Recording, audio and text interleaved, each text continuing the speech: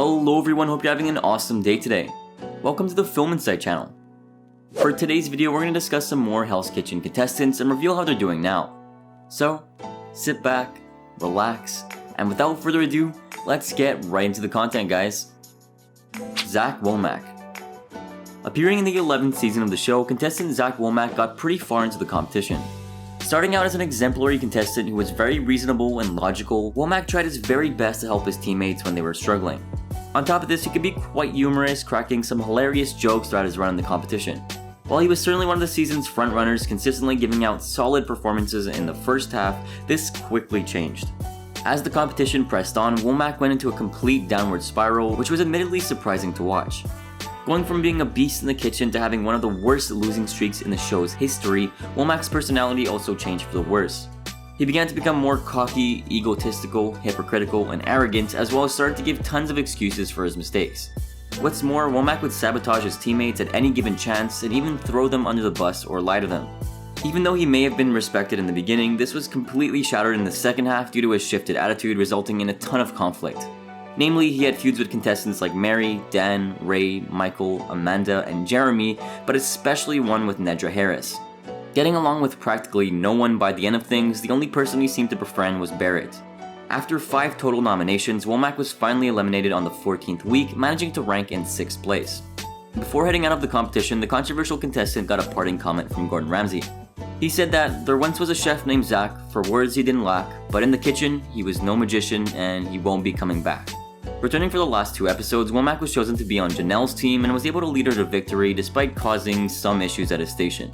Following his appearance on the show, Womack hasn't gone on to do too many things, but is still successful nonetheless. Becoming a freelance chef, he also offers online cookery classes, hosts pop-up dinners, and does some cookery demonstrations. Assuming you'd like to catch up with this Hell's Kitchen alumni, you can check out his Instagram, which has amassed over 28,000 followers. There he posts the food he makes, his personal life, and even indulges in some memeing, which is pretty funny. We're glad he's doing well. Michael Gabriel. Season 12 contestant Michael Gabriel, who simply goes by the name Gabriel, was probably one of the most inconsistent chefs of his season. That aside, he was shown to have a lot of passion, was extremely determined, and displayed certain moments of brilliance. Having a rocky start in the kitchen, Gabriel would make mistakes on the simplest of things during the challenges and services. For instance, he would accidentally forget to plate all of his food, would miscount things, and struggle to cook fish. Due to his poor performances, he was nominated a total of 5 times throughout his run, but still managed to get pretty far.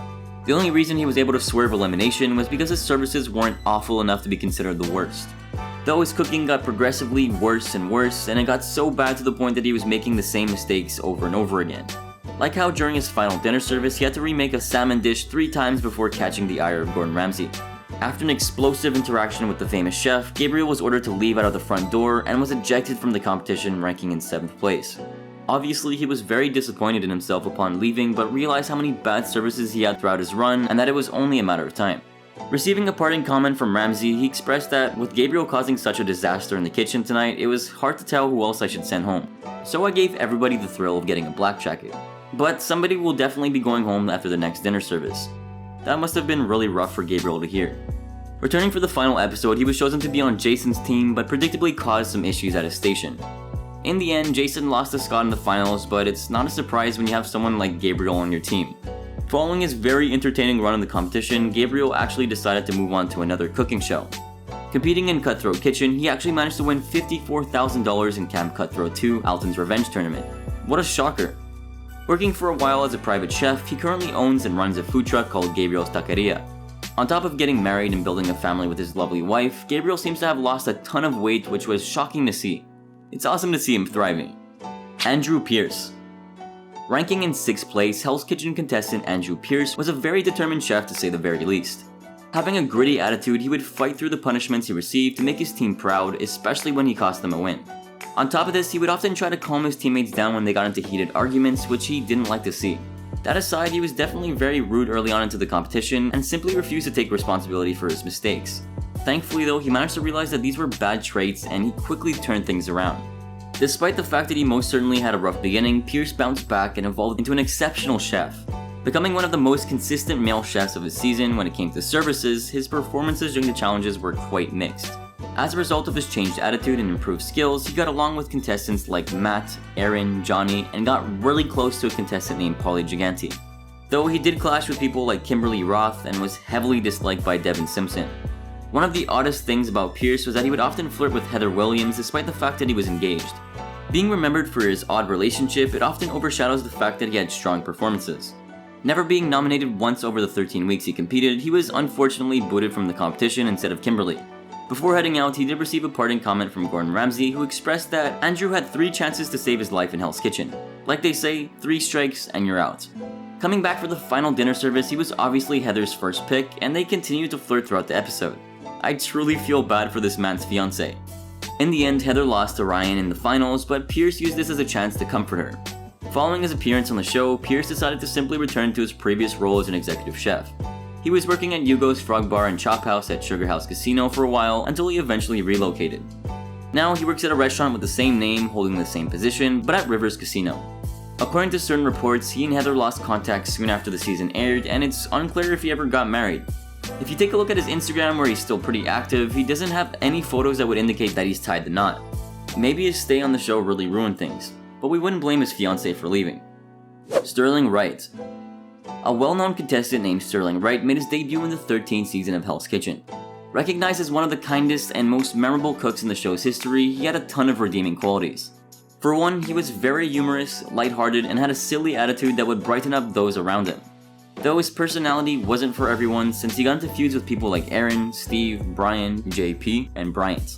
However, nearing the mid-portion of the competition, he was able to shift the opinions of the last 3 chefs we mentioned, forming an almost brother-like bond with them. Especially during the finale, he had a close friendship with Bryant, which was really touching to watch.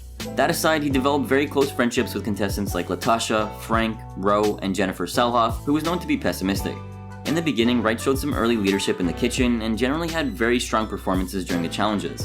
Although even if he might have had flashes of brilliance, he was sadly an inconsistent chef overall.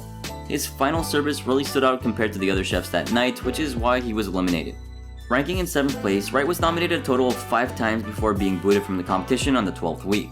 Regardless of this fact, he never let go of his cheerful attitude and kept his head up high even after leaving, which is very respectable. Receiving a parting comment from Gordon Ramsay, he said that Sterling went further into this competition than I thought he would, and even though he was always at 100, it wasn't enough to earn him a black jacket. Post Hell's Kitchen, Wright went on to become a chef at the Slider House, but eventually worked at the Palisades restaurant. Interestingly enough, he took part in a Hell's Kitchen takeover back in May of 2018 alongside other contestants like Millie and Brett. Currently speaking, he works as a cook at a cafeteria in St. Thomas Midtown that gave his mother a life-saving operation and is treating his sister's cancer. Well, that'll be all for today's video here on the channel. I do hope you enjoyed, and if you did, be sure to drop a massive like down below and comment your thoughts. Subscribe for more content like this and turn on those sweet bell notifications for instant access to our content. Have a good one, guys.